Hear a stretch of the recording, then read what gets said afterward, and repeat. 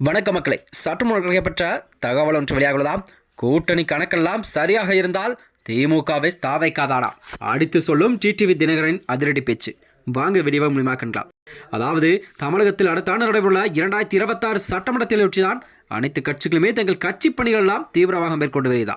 அந்த வகையை பார்த்தா தமிழகத்தை பொறுத்தவரை புதிதாக ஆரம்பித்துள்ள விஜயின் தமிழக வெற்றி கழகம்தான் நாளுக்கு நாள் அரசியலிலே சூடுபிடிக்க தொடங்கிவிட்டதா. அந்த வகையில்தான் திருப்பூர் மாநகர மாவட்ட அமமுக சார்பில் திருப்பூர் தெற்கு தொகுதி நிர்வாகிகள் எல்லாம் ஆலோசனை கூட்டம் ஒன்று நடைபெற்றதா.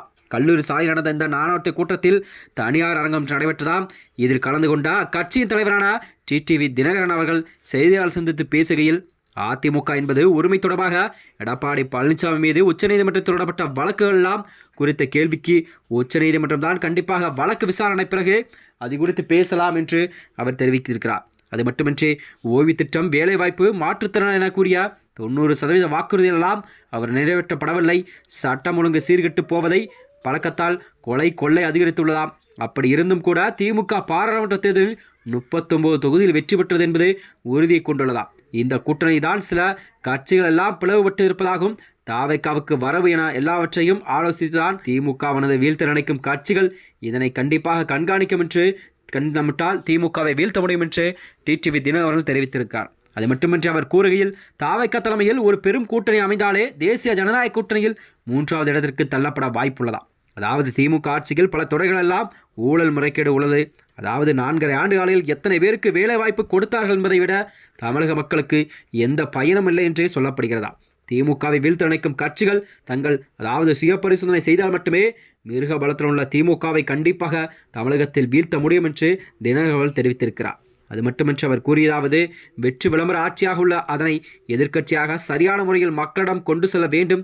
அதிமுகவின் ஒரு சிலரின் சுயநலத்திற்காகவே விழுதுகள் போன்ற பலரை நீக்கிவிட்டு நாங்கள் தான் துரோகி என்கிறார்கள். 99% தொண்டர்கள்லாம் மன வருத்தத்தை தான் வேதனையும் உள்ளார்கள். அதாவது சரியான முடிவு எடுக்காவிடில் தேர்தல் கண்டிப்பாக பாடம் தரும். செங்கோட்டையின் எங்களோடு நட்பாக உள்ளார், அதற்காக எங்களுடன் தான் பயணிக்க வேண்டும் என்பதில்லை. அவர் விருப்பம் போல் தாவைக்காவல் இருந்தது என்றது அவருக்கு உகந்ததாக இருக்கும் என்று அவர் கூறியிருக்கிறார். நான் யதார்த்தத்தை மட்டுமே, நாட்டு நிலைமை மற்றும் பொறாமை இல்லை சொல்லு என்று அவர் கூறியிருக்கிறார். அது மட்டுமின்றி தினகரன் கூறியதாவது, வருகின்ற 2026 சட்டமன்றத்திலிருந்து கண்டிப்பாக விஜய் வருகை தமிழகத்தில் ஒரு தாக்கத்தை எல்லாம் ஏற்படுத்தும். அவர் பல மக்கள் பெண்களை ஆதரவை எல்லாம் பெற்று முதலில் எங்கள் கட்சியை தான் பலப்படுத்தி வருகிறோம், தவிர்க்க முடியாத சக்தியாக வளர்ந்து வருகிறோம்.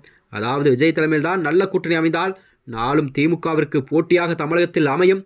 3வது முறையாக மோடி ஆட்சி வந்தால்தான் பொருளாதார முன்னேற்றம் ஏற்படும் என்பதால் தான் அவர்களெல்லாம் கூட்டணிக்கு சென்றோம். தொண்டர்கள் முடிவால் தான் தற்பொழுது கூட்டணியிலிருந்தே வெளியேறி உள்ளோம். இதனைத் தொடர்ந்து பாஜகவில் எங்களிடம் நட்போடு பேசினால் கூட மிரட்டுவதும் போல பரப்புகளை பரவி வருவார்கள். நாங்கள் எல்லாம் மறுபடியும் மீண்டும் என்டிஏ கூட்டணியில் சேர அதிக வாய்ப்பு இருப்பதாக கூறப்பட்டதற்கு அதற்கு கண்டிப்பாக வாய்ப்பு இல்லை என்றால் டிடிவி தினகரன் கூறியிருக்கிறாராம். அதாவது தமிழக முதலமைச்சராக அதிமுகவில் எடப்பாடி அவர்கள் முதலமைச்சர் வேட்பாளராக இருக்கும் வரை நாங்கள் என்டிஏ கூட்டணியில் சேர மாட்டோம் என்று டிடிவி தினகரன் தெரிவித்திருக்கிறார். மேலும் இது போன்ற வீடியோக்களை தெரிந்து கொள்ள நமது சேனலை மறக்காமல் சப்ஸ்கிரைப் செய்து கொள்ளும். நன்றி, வணக்கம்.